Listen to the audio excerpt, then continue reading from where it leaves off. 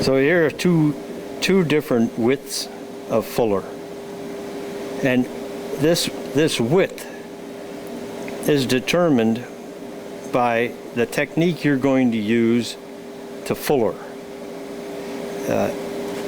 If you're going to fuller after the branch is turned and you have a radius to deal with, then you're going to want to stay with a narrower fuller. If you're fullering in the straight, then you're going to want to go to a wider fuller. And the purpose of that is that this arc on the fuller needs to be able to make that radius without putting marks. It needs to fit that radius. So as it comes around, the two ends of that fuller do not put marks, and they keep things smooth as they make that radius.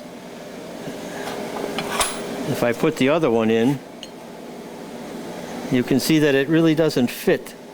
You see the gaps on the end.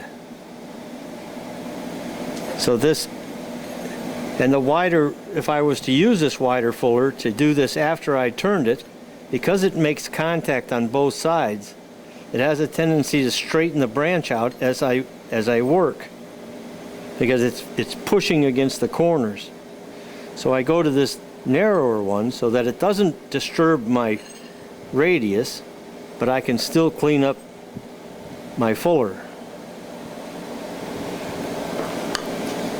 This particular one, if you stay in within like the 3/4 inch range, which is what this one should be, it's about 3/4 of an inch wide. That's a pretty versatile distance or width. It can do a lot of different radiuses. This one is at 7/8, so it's a little bit wider. And I use that for when I'm fullering in the straight.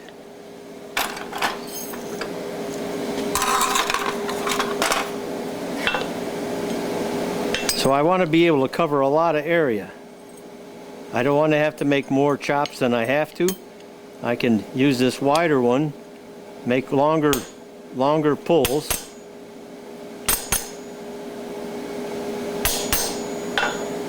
As long as I'm working there. If I've already turned, then I want that shorter one. So now, why?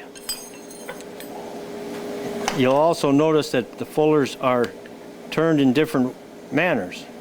So one is for perpendicular to my body in that manner, and one is in the straight.